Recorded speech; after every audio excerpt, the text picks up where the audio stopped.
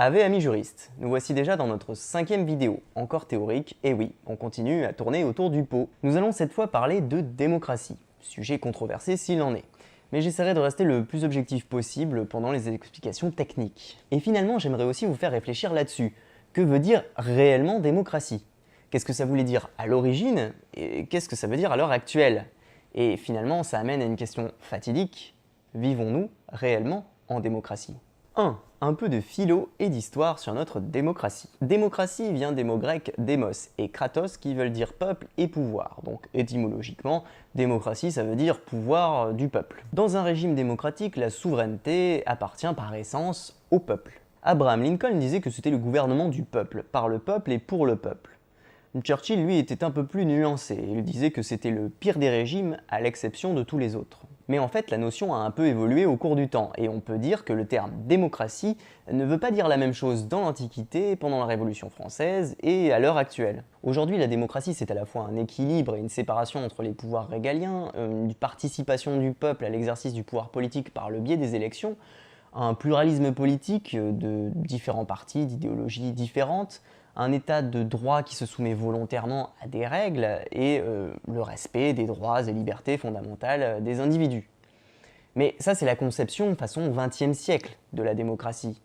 C'est-à-dire qu'en gros, le système politique athénien, par exemple, suivant ces critères, il ne serait pas une démocratie. Ce qui est amusant au demeurant, car la démocratie athénienne était une démocratie au tirage au sort parmi les citoyens. Donc techniquement, enfin littéralement, la démocratie athénienne était plus démocratique que notre démocratie actuelle. Mais bon, passons. Je parlais donc de démocratie directe, parce qu'en fait, il y a plusieurs types de démocratie. Et c'est là qu'on en vient à apprendre les concepts de souveraineté nationale et de souveraineté populaire. Donc comme on l'a dit, il y a plusieurs types de démocratie, et c'est en fonction de la forme de cette démocratie qu'on va comprendre si jamais il s'agit d'une souveraineté populaire ou d'une souveraineté nationale. D'abord, il y a la souveraineté nationale avec la démocratie représentative, c'est celle que nous avons. Elle se base sur l'idée de l'abbé Sieyès, qui était que la souveraineté n'appartient plus ni au monarque ni au peuple, mais à une entité abstraite, distincte des éléments qui la composent. C'est une notion que l'on retrouve à l'article 3 de la DDHC du 26 août 1789. Le principe de toute souveraineté réside dans la nation. Nul corps, nul individu ne peut exercer d'autorité qui n'en émane expressément. Et quant au caractère de la souveraineté, il se retrouve tout simplement dans la Constitution du 14 septembre 1791, à savoir que cette souveraineté est indivisible, inaliénable et imprescriptible. La logique de ce système est que, puisque la majorité de la population ne peut pas comprendre dans son ensemble la politique, la géopolitique, l'économie, le droit, etc., son seul moyen d'utiliser effectivement sa souveraineté, c'est d'élire des représentants qui, eux, auront les compétences pour exercer le pouvoir politique en leur nom. Bon, je sais ce que vous vous dites. En réalité, beaucoup des gens que nous élisons sont tout aussi incompétents que la plupart d'entre nous dans beaucoup de domaines. Et l'exercice de leurs prérogatives est surtout assuré par leur cabinet d'experts qui, eux, ont les compétences pour administrer. Ce qui fait que les ministres, par exemple, peuvent passer sans problème de la santé à l'agriculture en passant par la défense. De toute façon, c'est leur cabinet qui travaille. Eux, ils sont là que pour assurer la com, la devanture, et puis pour ramasser les sous. Mais dans la théorie de la souveraineté nationale, c'est comme ça. Le vote n'est pas forcément pleinement un droit, c'est seulement une fonction. Ce qui légitime n'importe quel type de suffrage, même censitaire. De plus, vu que les représentants reçoivent leur autorité de la nation et pas du peuple, ils ont un mandat représentatif et pas impératif. Ce qui veut dire qu'ils n'ont pas l'obligation de remplir les promesses pour lesquelles ils ont été élus. S'ils avaient un mandat impératif et qu'ils étaient obligés de remplir les promesses pour lesquelles ils ont été élus, alors ça serait un système de souveraineté populaire.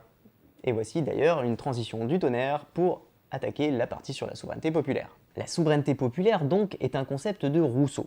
D'après Rousseau, à l'état de nature, les hommes vivaient heureux et libres. Et puis, quand le concept de droit de propriété est apparu, les inégalités entre les hommes sont apparues aussi, et les rapports entre eux se sont détériorés. Donc pour compenser, il passe entre eux une sorte de contrat social par lequel ils s'engagent à se conformer à la volonté générale. La souveraineté n'appartient donc plus à la nation, cette entité abstraite, elle appartient à chaque citoyen individuellement. On retrouve la manifestation de cette idée dans la constitution très démocratique des montagnards de l'an 1, vous savez celle qui n'a jamais été appliquée, avec la formulation de son article 7, le peuple souverain et l'universalité du peuple français. Dans cette idée, la souveraineté appartient donc au peuple et à chaque individu à parts égales, et doit donc s'exercer directement. Dans cette logique s'inscrit donc la démocratie directe, où le peuple décide directement de toutes les décisions qui portent sur l'ordre public ou l'intérêt général. Car il est l'incarnation directe de l'exercice du pouvoir politique sans intermédiaire. C'est le cas par exemple de la démocratie athénienne, comme on l'a dit. La démocratie directe est exercée soit directement dans le cadre d'une petite communauté micropolitique, l'échelle d'un village ou d'une tribu par exemple, soit par le biais du tirage au sort parmi les citoyens, soit par le biais de représentants élus sous mandat impératif, donc obligés de respecter la volonté des représentés. Beaucoup d'auteurs pensent cependant que le tirage au sort, ou la démocratie directe en général, n'est pas forcément une bonne idée, vu les compétences nécessaires pour diriger un pays et qui ne sont pas forcément comprises par la majorité de la population. Aristote y voyait ainsi le pouvoir des plus pauvres et des moins éduqués, qui constituaient la majorité de la population à l'époque. Et Montesquieu aussi, au XVIIIe siècle, disait que le peuple n'était pas propre à discuter des affaires. Bon, le mépris de Montesquieu s'explique assez simplement, hein, c'était un noble, un aristocrate. À l'heure actuelle, la question de la démocratie directe se pose de nouveau, vu que grâce à l'école, la population est devenue plus éduquée, avec une bonne partie, disons une bonne moitié, qui comprennent à peu près comment marchent nos institutions et comment marche la politique en général. Et puis grâce à Internet, parce que maintenant on a tout simplement les moyens techniques d'appliquer une vraie démocratie directe. Bon, pour en finir avec cette notion, sachez que la situation n'est pas si simple et qu'il n'y a pas toujours une dichotomie entre démocratie directe et démocratie représentative. D'ailleurs, il y a souvent des procédés de démocratie semi-directe qui sont parsemés dans les systèmes démocratiques représentatifs de souveraineté nationale. On appelle aussi ça des formes de démocratie participative. C'est un nouveau mot à la mode, mais dont les contours sont assez flous, donc je vous conseille quand même d'utiliser plutôt le terme de semi-direct. Dans ces procédés se trouve tout d'abord la révocation populaire, ou recall. C'est une procédure en vertu de laquelle un représentant élu est obligé de démissionner à la suite de la pétition d'un certain nombre de citoyens. Cette procédure est présente dans 18 des 50 États américains et elle a été utilisée en 2003 contre le gouverneur californien Gray Davis, qui a été obligé de démissionner à la suite d'une pétition de 1,3 million de signatures qui réclamait son départ. Ensuite, il y a l'initiative populaire, c'est quand les citoyens ont la faculté de réclamer le vote d'une loi par une pétition. Ainsi, l'article 121 de la Constitution suisse prévoit que 100 000 citoyens peuvent réclamer le vote d'une loi par le biais d'une pétition. Ensuite, il y a le veto populaire, c'est quand le peuple peut abroger une loi qui est mise en œuvre dans le pays. Par exemple, l'article 75 de la Constitution italienne permet à 500 000 électeurs ou 5 régions de réclamer un référendum populaire pour l'abrogation d'une loi. Enfin, il y a le plus connu, et que nous avons aussi en France, le référendum. Et oui, même en France, nous avons des procédés de démocratie semi-directe. Le référendum, c'est une consultation populaire portant sur un texte. Donc il y a globalement 3 types de référendums dans la Constitution française, le référendum législatif de l'article 11, le référendum constituant de l'article 89, et le référendum d'intérêt local de l'article 72-1. En résumé, pour faire court et clair sur ces questions de souveraineté, la souveraineté nationale, c'est quand la souveraineté réside dans la nation.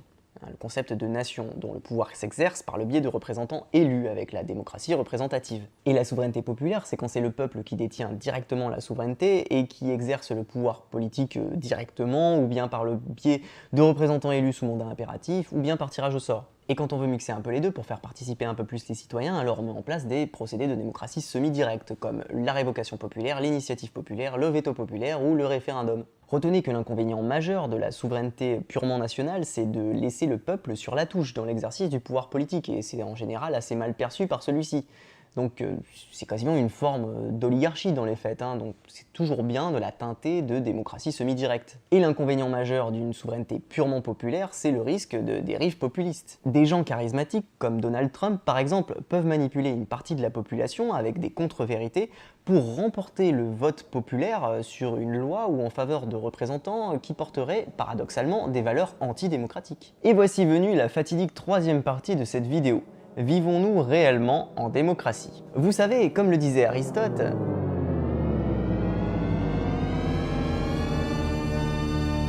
la démocratie est une perversion de la République et la tyrannie est une perversion de la dictature. Pendant très longtemps, vous savez, je n'ai pas compris cette phrase. Je me suis dit que c'était encore un délire intellectuel de ce bon vieil Aristote.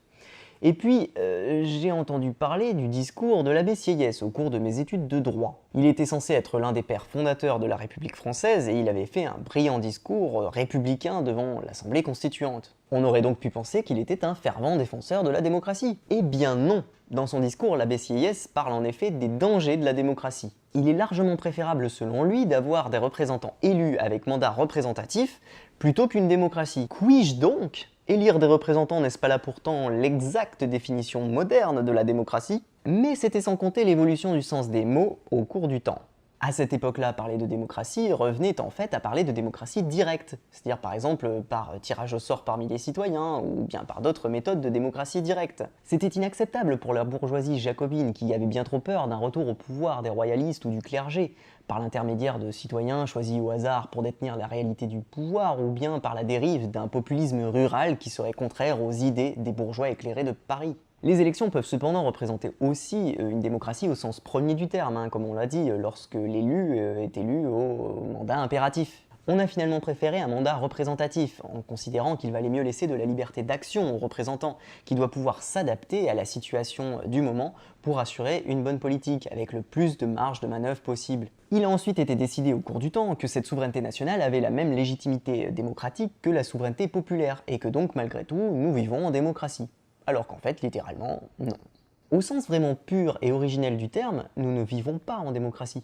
Nous ne faisons qu'élire par le vote à la majorité les représentants les moins pires possibles parmi les quelques figures que l'on nous présente et qui sont globalement plus ou moins toujours les mêmes. Parce que la politique s'est professionnalisée, et si nous devions qualifier notre régime politique d'après les standards de l'époque des Lumières, alors nous pourrions le qualifier de république d'aristocratie élective ou de technocratie élective. La politique est toujours la chose publique, mais la réalité du pouvoir n'appartient dans les faits qu'à une poignée de professionnels ou de techniciens de la politique qui sont les seules possibilités d'élection et qui ne sont pas tenus par un mandat impératif. Cependant, le mot démocratie a changé de sens au cours du temps, donc dans le sens actuel, oui, nous vivons dans une démocratie, par le truchement du concept de la souveraineté nationale. Notez bien là qu'il ne s'agit que d'une analyse sémantique et historique du concept de démocratie et que je ne porte pas de jugement de valeur positif ou négatif sur la question, ça serait contraire à mon devoir de réserve. Vous pouvez vous sentir démocrate ou non, peu importe, l'essentiel c'est que vous saisissiez le sens précis de ces concepts, pour que vous fassiez une opinion propre sur la question.